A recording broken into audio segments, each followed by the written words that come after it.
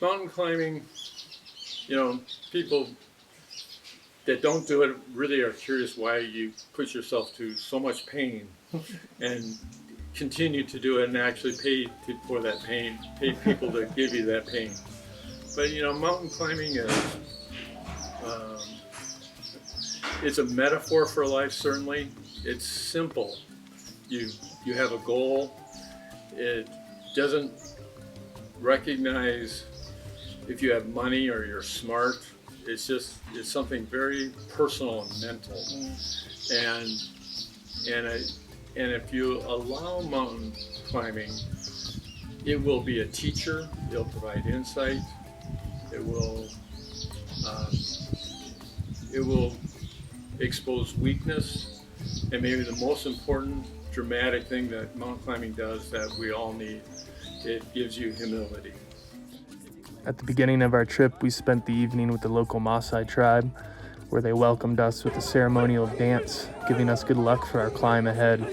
They then showed us how they make fire and kill lions, throwing spears, and we ate dinner with them, eating a fresh goat that the twins had picked out earlier that day.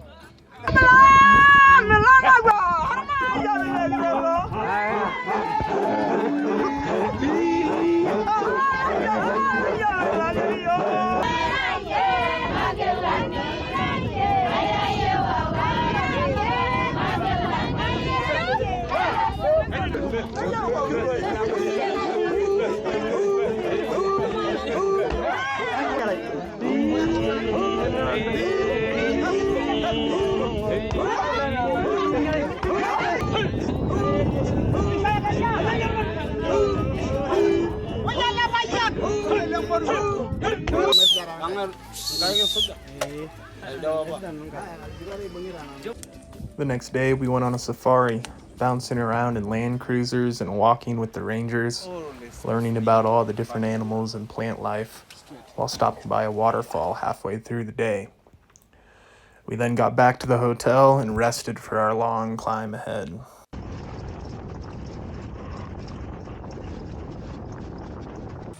The first day of the climb started at 6,000 foot in elevation. The group quickly fell into a groove filled with awe and happiness as we climbed our way up the steep trail to our first camp.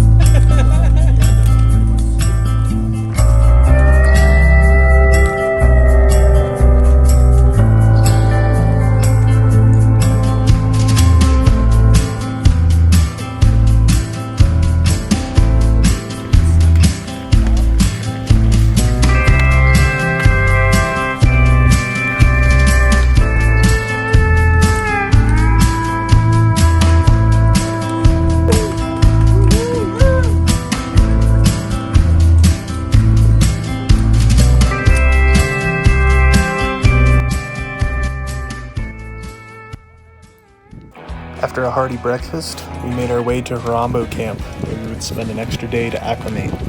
As we got into the alpine desert, we passed by a brush fire. Out of the smoke and into the dust, the long stretch to camp was filled with conversation and laughter as our muscles showed the first sign of strain. They'll say, no need to get out, just stay on a lovely holiday.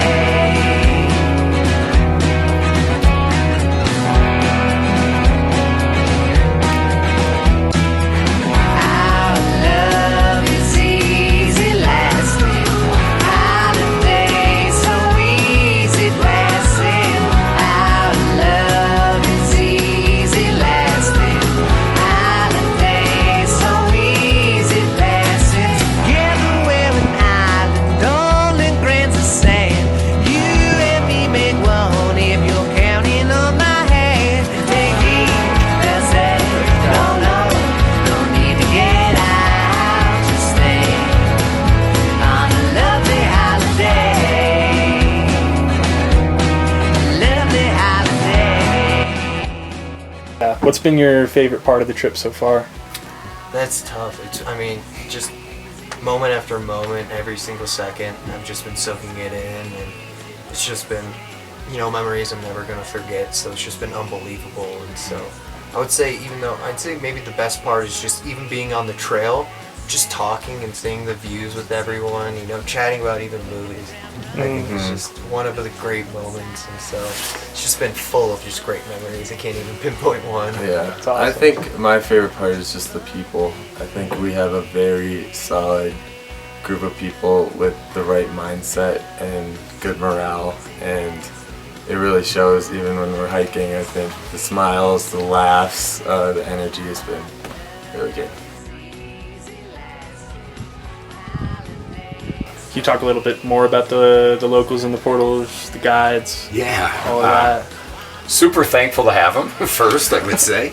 But I really respect their experience level and their training. So as opposed to some of the groups that I've had as guides before, they all go through very formal training, whether it's wildlife conservation or wildlife protection. So high respect for both their training to get there and then their competence on the mountain.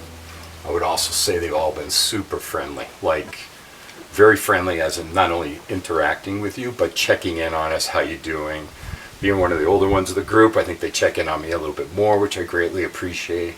But I think they're very attentive that way. And they are all in a really happy spirit. And I think that's really cool. And I appreciate the fact that they share with us, right? They share a little bit about their language. They share a little bit about the food. And I've gotten to know a little bit about a few of their families. So I think that's, for me, part of the high of being in a new group, working on something where everybody has a common mission, which is, we'd all like to get to the top, whether we do or not, but we have a common mission and being able to bond with people as you pursue that. Yeah.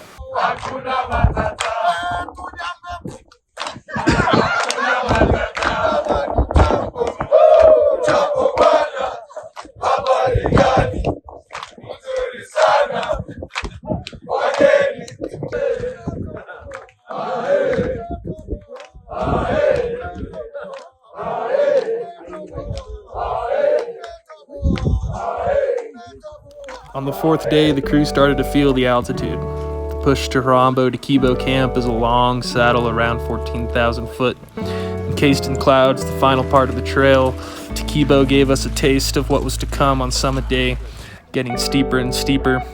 The crew was spread out, but the faster ones put off rest to cheer on the others as they came into camp.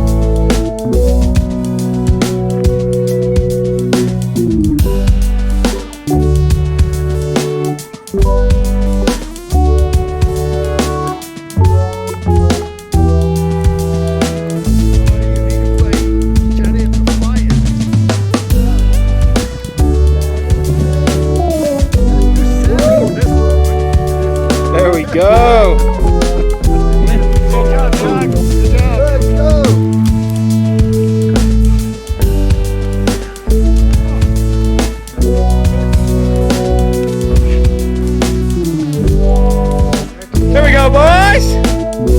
Woo! Run up here! Run, run, run!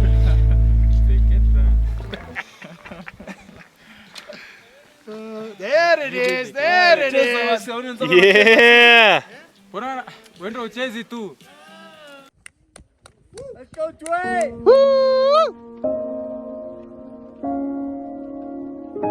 Doing it.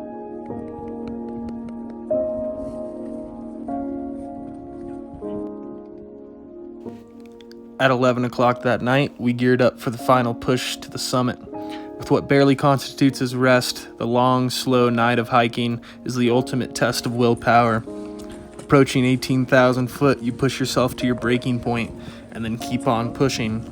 Thoughts of turning back come to mind. Can I do this? Is it worth it? There's so much further to go. And then the sunrise comes. The sun and the clouds put on a spectacular show, so beautiful and inspiring, you can't help but push on. Just one more step. Just one more step.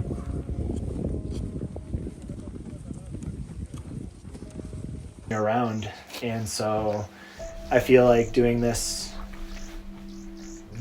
monumental challenge, is, for them. This is for them, to show that, like, even though mentally there's going to be a lot of times in life you're going to want to quit, and you can't. You just have to keep going. So no matter how it feels, you just always have to keep going, no matter what. We're with such a great group of people, and the joke telling, the music, you kind of don't think about it. You get right back to what you're doing, and I think that's kind of life. It's you can't dwell in your pity. You have to find a way to get through it. Because there's always a more positive side of things. You can't just dwell on it. There's something you can do about it, and it's just being here with everybody. Yeah. I mean, it's this. I love this, because I feel like you form a lot of connections and bonds with people, a lot deeper than if you see certain people every day.